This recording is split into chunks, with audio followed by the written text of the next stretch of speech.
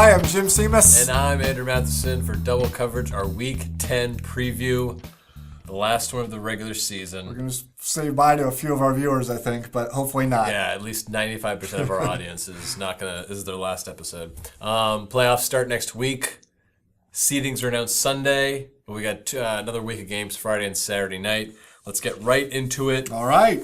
One that has some playoff implications. MVC is traveling to Seaside on Friday night, 7:30 p.m. Playoff implications are not in Seaside's, not MVC side, but Seaside. Seaside still has a chance that they need to win this game. MVC could play spoiler. I think a loss pretty much knocks Seaside out of the playoff picture. Well, a big loss last week may have done that when they lost Ronald Turner, their top wide receiver. Yeah. And it'll be interesting to see what sort of offense they can generate. I mean, he scored 7 receiving touchdowns this year. Obviously, an athletic individual. So probably the most athletic kid on the team. Yeah, seriously. Yeah. So I'm curious where they're going to find those yards and those touchdowns. Yeah, they still got some guys. They still got some big boys up front. And yeah, I mean, we don't know the status of Ronnie Turner, but it was all over Twitter. It was all over the internet. Carried off on a stretcher last week. So we don't know his status, but usually when that happens, you're unlikely to play the next week. I would think so. Yeah.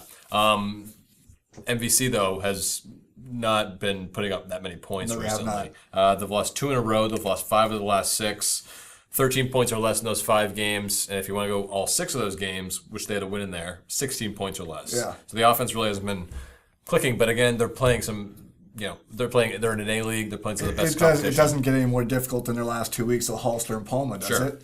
Defensively, no. And even then, 2 years ago, I believe it was, right around there, MVC was just a rebuilding team under Reese, and they go into Seaside and lose 10-0. Yeah. Like a defensive showing and a half, you Yeah. know? So maybe they get that done. Maybe they play some defense, get a turnover, and work with a short field. You go with MVC? I'm not going with MVC, Okay. but I'm just saying it's possible. This game might be better than we think. They've had some pretty good battles in the years past. Yeah, I mean, last year's 12-7 game at Seaside was pretty awesome.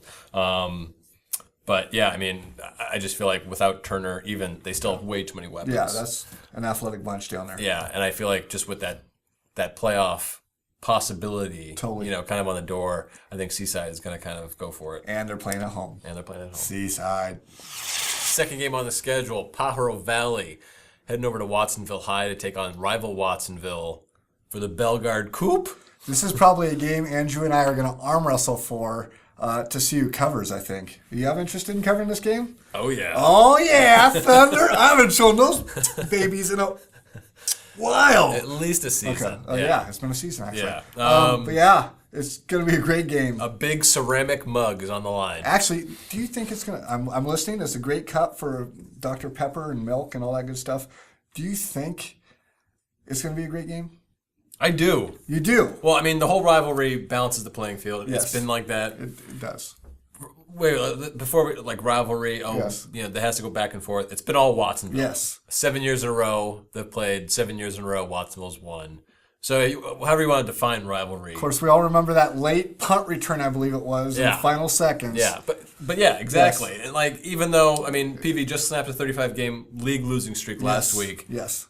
Whenever they came in to play Watson, it was always a fairly close game. Yes. Last year was 51. Their closest game in league. Last year was 51-12, but we won't talk about that one. It doesn't matter. That's a year ago. Yeah. You know what? The Grizzlies won last week and snapped that long streak. Yeah. I have them starting a win streak this Friday. Is 2 a win streak? They are healthier. 2 is a win streak. Okay.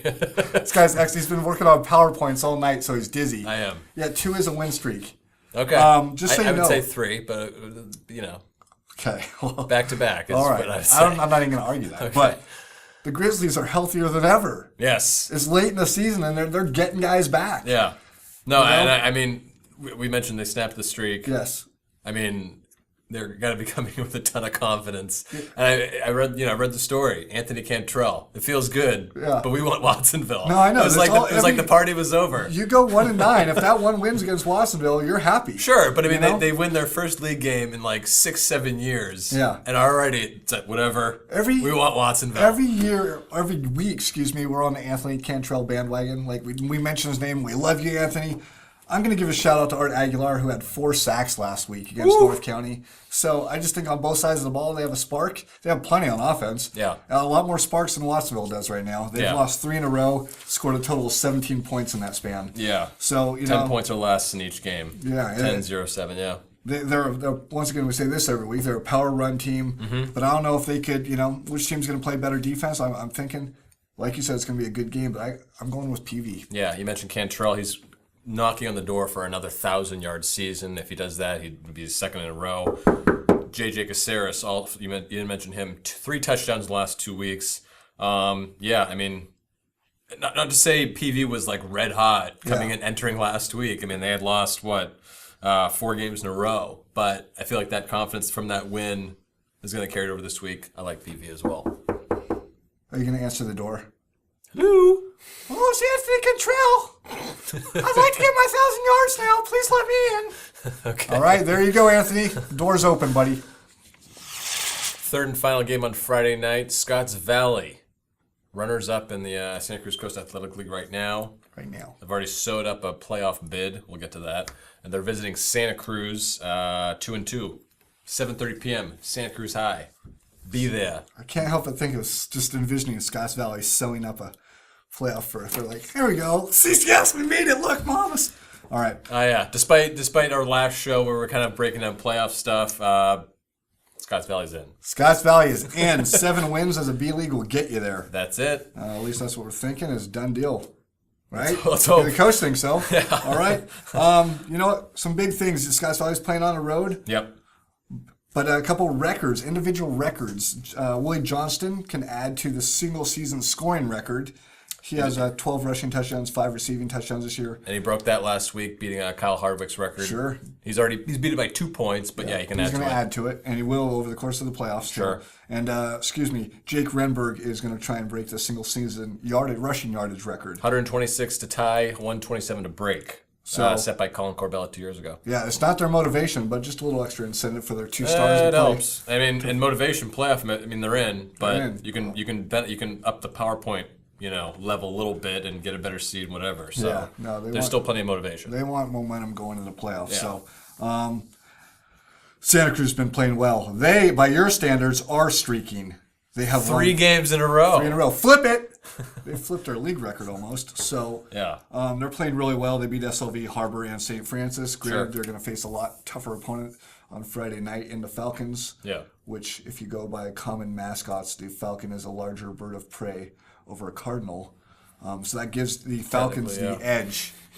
That's for your in-depth analysis right there. But just historically, Falcons played well against them.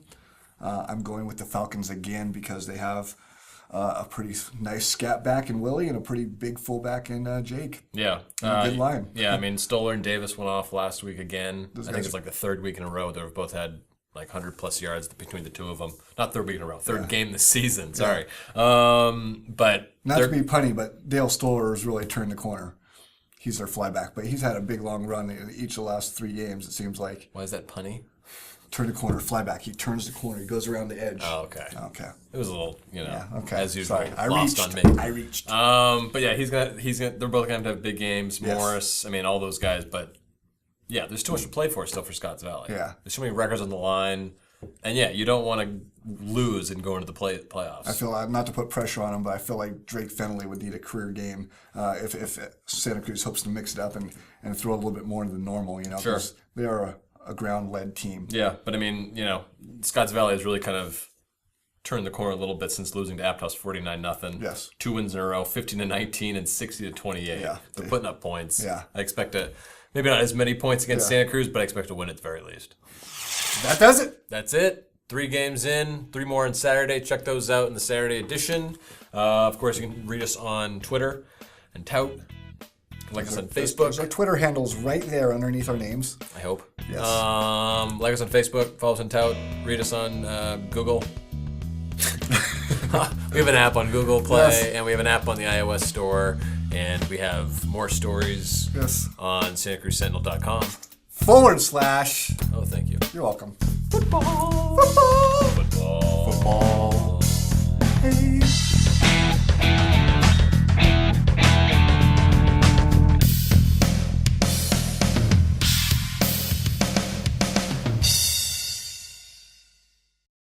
I had no beat or rhythm. I needed up tempo.